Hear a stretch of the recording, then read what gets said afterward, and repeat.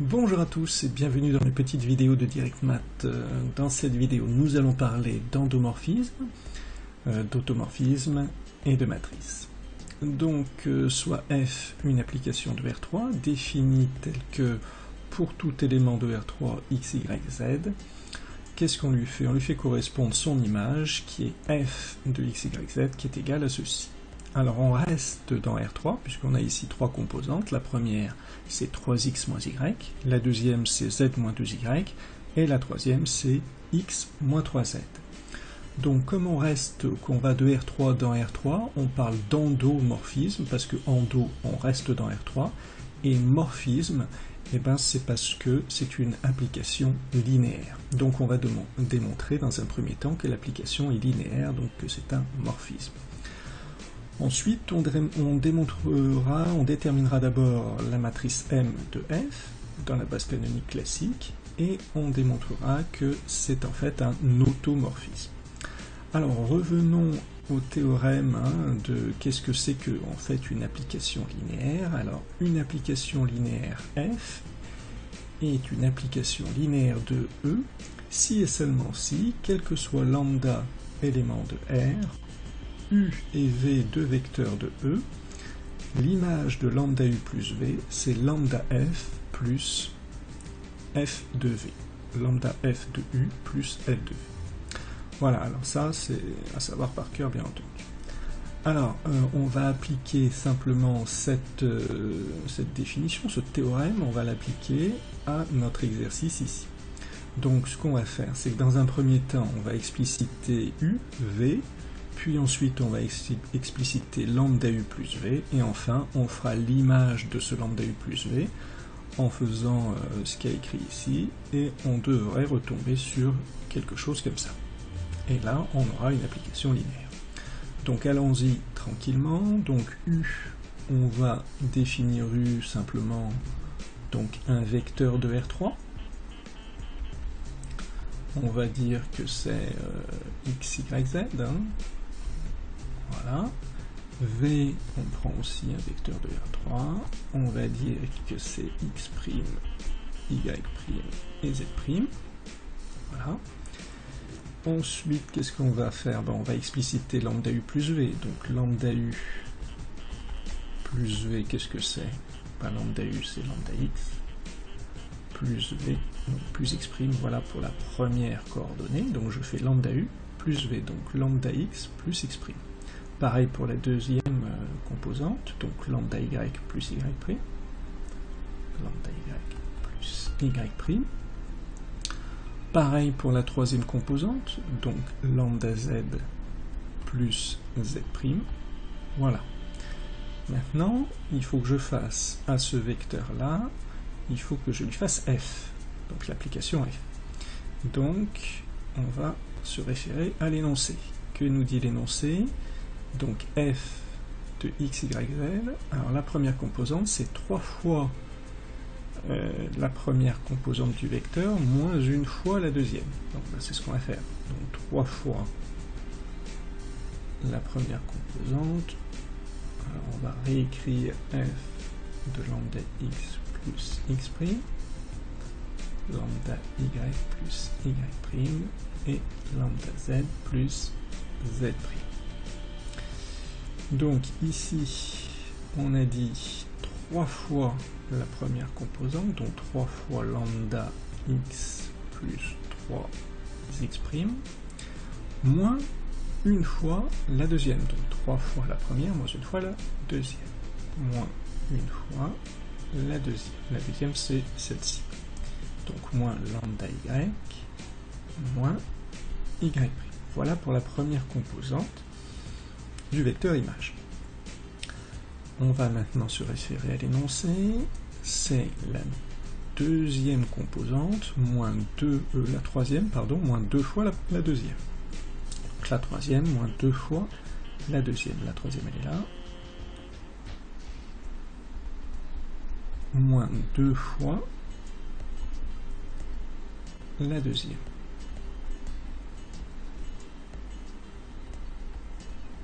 Voilà. Et enfin, la troisième composante, c'est la première composante du vecteur moins 3 fois la troisième. Donc c'est x moins 3z. Donc ici ça correspond à lambda x plus x'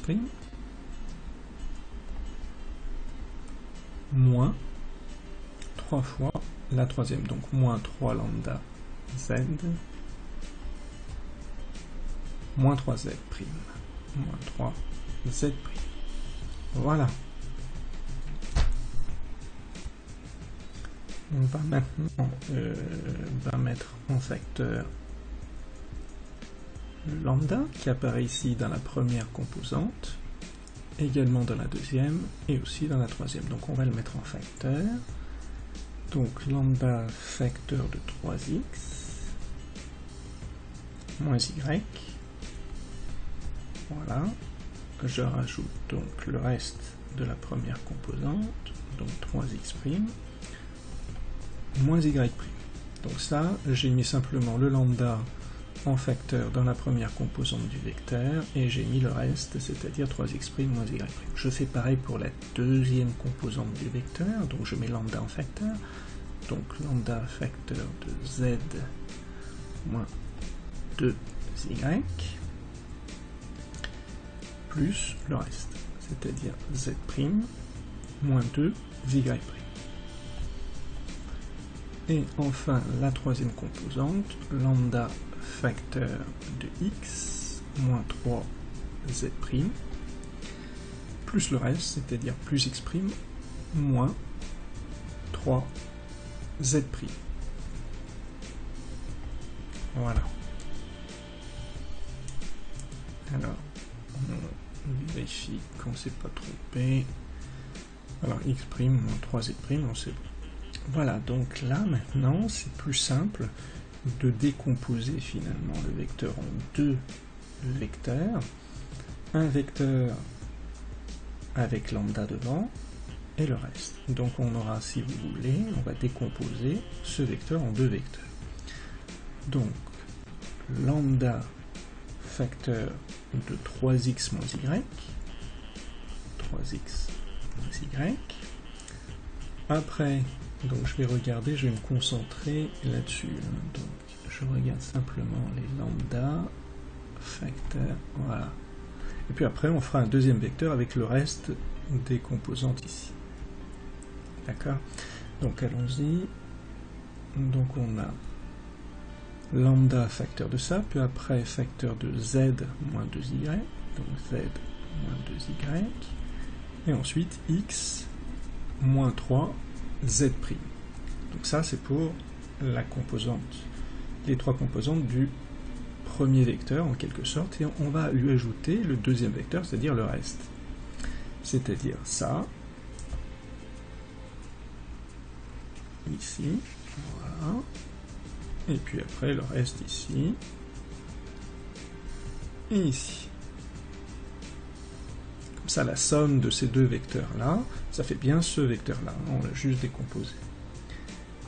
Donc allons-y, donc 3 x' moins y', après z' moins 2y', et enfin x' moins 3 z'.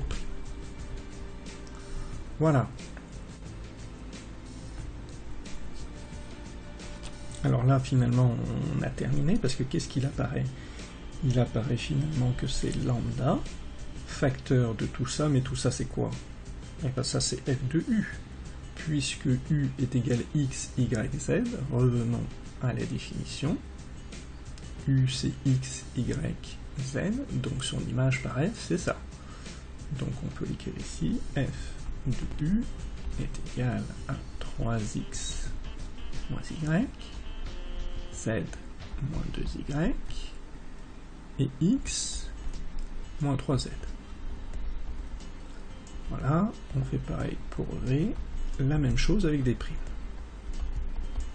Voilà, z' moins 2y' et x' moins 3z'.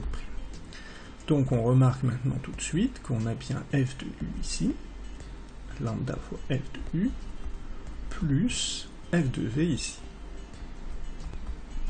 Voilà, donc on a bien démontré la première, enfin le théorème ici, que f de lambda u plus v est bien égal à lambda f de u plus f de v. Donc qu'est-ce qu'on peut en conclure? Eh bien, que la fonction, que l'application f est linéaire. Alors on l'écrit, f est donc une application linéaire. Et donc une application linéaire.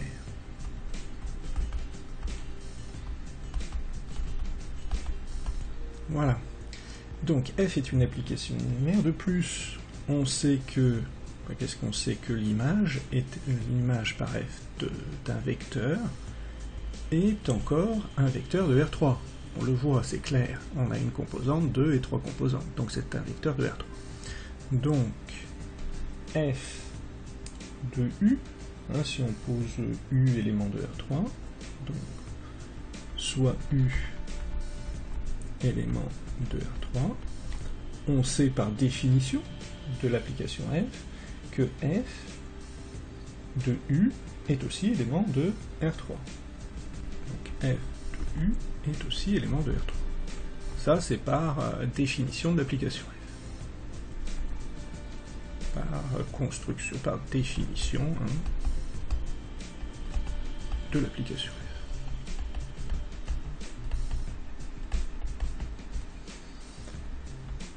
Voilà, donc on a une application linéaire, ça c'est le premier point, et en plus on sait qu'elle va de R3 dans R3.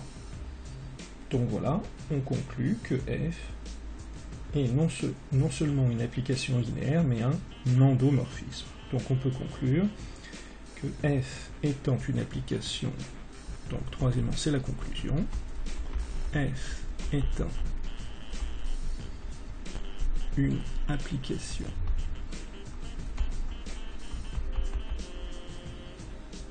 linéaire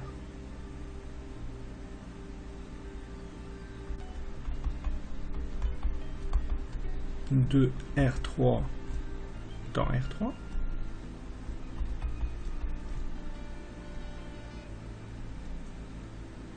f est un endomorphisme